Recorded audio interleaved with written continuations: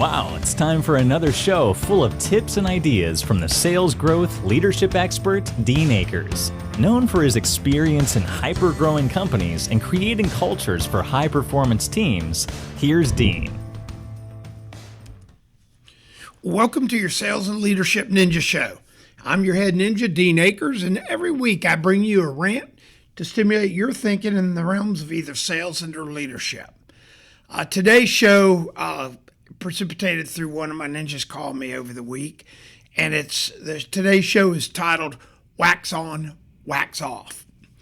In 1984, a movie came out, and I'll never forget it because I actually went to see it. It was called Karate Kid.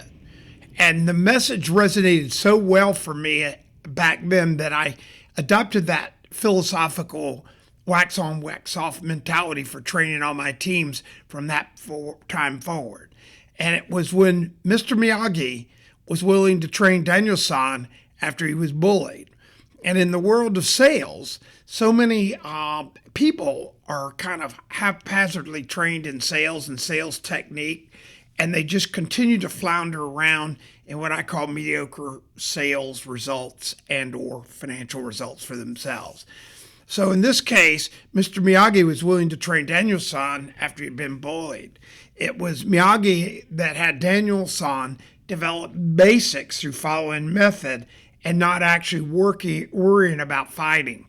And he developed Daniel-san into a world-class fighter who obviously in the movie wins the tournament and understands that it's all about the fundamentals that you practice and follow that all of a sudden develops the instinctive stuff that creates the win at the end of the fight. And so if you do the basics, the results will always happen. That's why in my sales teams over the years, I never so much worry about how are your sales. I really always ask, how are you doing with the basics? So I had a great week, as I mentioned earlier, when one of my ninjas called me in and called me up and shared with me a huge win he had when he secured an account they'd been working for, in this case, over 2 years, which my normal allocation is 2 years. He had been working it for 2 years, and I got to tell you, I know all the steps he went through to work this one, and he absolutely followed this wax on, wax off totally for the full period. And when he sat with the client this past week and the client said, I just want to let you know we're going to be using your company, it was so big a culmination of what I would term the wax on, wax off process, where he had diligently worked it, done all the things he needed to do, and build his depth, build his relationships, and was patient. And so the economic impact for him will result in a very, very large hourly return and a big client for his company. So what is the message? Here's where it goes back to these fundamentals and why wax on, wax off is so important. You know that the client can buy from you. In this case, this client, we knew the client could buy from them, and we knew that they in fact could be a customer. I would suggest to most of you listening that you generally know who could be your customer. If you're in a total retail play to the masses, maybe not so much, but even then you usually determine a demographic and stuff. But in this case, we're still talking about the business-to-business customers. And a lot of you that listen in each week, that's your client, where you're actually trying to sell companies and or clients. So it becomes, once you determine this, it then becomes a when they're going to buy, not if they're going to buy process. And that's a huge mental state to get yourself into, because most salespeople are all trying to say they got to buy, and if they're going to buy, and when they don't, they move on and they let them go. And they don't understand that client is a when they're going to buy, not an if they're going to buy. And when you develop the technique to following through, it's not a matter of if they're going to buy, it's a matter of when they're going to buy. And in this case, it took over 2 years. The outline I generally use with all my ninjas is 2 years. And I've shared with some of you on one-offs, the longest it's ever taken me to get a client I wanted when I knew they could buy. They just told me they weren't going to buy from me, but when I knew they could buy, not if they would buy, it was 15 months for me. So It all has to do with fundamentals. And this is so critical when you're in sales. And by the way, when I share this, it doesn't mean every client you go out to do this with takes 2 years. When you follow these kinds of fundamentals, you become a habit. You start stacking the clients in. Some of them are shorter time, some of them are a little longer. The cool thing is I've watched salespeople work on a client, get it, go back to zero, and then have to start prospecting and stuff again, get a client, go back to zero. This process is stacking it in all the time, working all your potential customers, knowing that you budgeted 2 years. Some will come very quickly, and some may take, in this case of my ninja, a little longer than 2 years. But it was a well worth it financial result for him. So you have to establish their value, their sales, and their income to you. Then you build your baseline back to $200,000 annual income. Again, that's my ninja income line. For some of you listening, that may be low. You may make way more than that.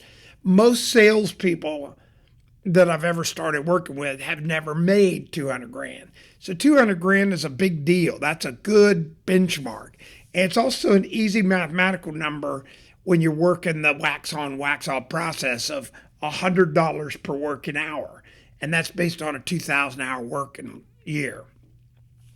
So this always will show your allocated time you have available. And it's a real eye opener. Then what you do is you sit down and you say, okay, I know they're going to be my clients. It's not a matter if, it's a matter of when. I budgeted 2 years for them. Now I have to build this relationship. And I got to build this relationship 3 deep. And it's got to be a real relationship. It's not a once a week email blast from you, which they keep deleting, almost aggravating. It's understanding their dynamics and building the relationship. And I'll show you like a couple funny things. Here's one that y'all that are watching on video. When I was dealing with clients up north, I got these little tin cans made, and they're empty. But I used to send it to them in the winter. This is an example of a touch. And all it says is a can of Florida Sunshine. I'd mail it to them, again, knowing not if they're going to be a client, when they're going to be a client. They would get this and they would start chuckling. And when they would start chuckling, they call me up and they go, thank you for my can of sunshine. And then when my can of sunshine would always sit on their desk, with that can of sunshine sitting on their desk, people would walk in and say, what's that? And they go, oh, that's a can of sunshine. Where in the world did you get a can of sunshine? This guy in Tampa, Dean Akers, sent it to me. Do you think that's validating you? Absolutely. Then we talk about the subtleties of sending the handwritten notes. I mean, I can't begin to tell you how important it is to still write the handwritten notes.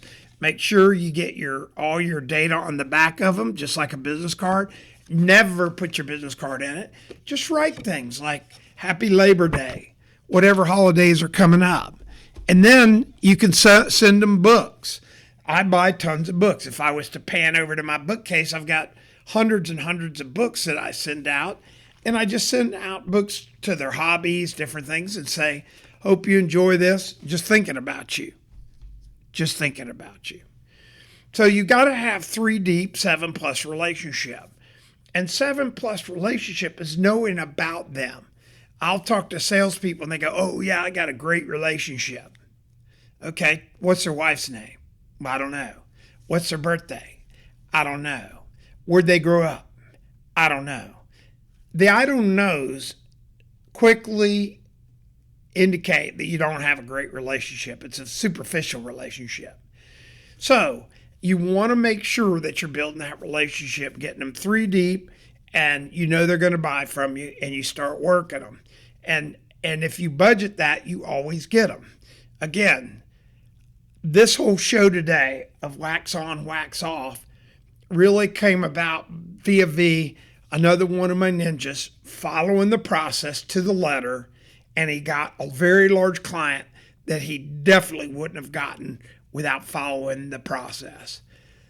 As we finish up, remember, follow the process, go back and listen to past podcasts. So many of my podcasts are tips and techniques of this process. So just go back and look at some of the titles and listen to some of those. They'll help you a lot.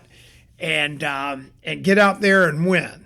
And remember, wax on, wax off. Thanks for tuning in every week, and remember to share this with your friends and fellow salespeople if it helps you. Or if you're the sales manager of a company, feel you're welcome to use this for sales meetings. I have a number of companies that use my podcast every week for their sales meeting because they're generally 8 to 12 minutes, and they go over it afterwards. And then my book, Self-Talk, Think Like a Child, is available on Amazon. Feel free to order it. I've been told it's a great book. I've got a lot of reviews on it. And if you ever have a question, just email me at help@adjunctceo.com. That's help@adjunctceo.com. And I'll be glad to help you. So go out there and wax on, wax off. We hope you enjoyed this week's show. Subscribe today to our podcast and send questions or thoughts to help@deanakers.com. Also, visit us at www.deanakers.com to listen to prior shows and view helpful videos. Also, great tips to download. Thanks again. See you next week.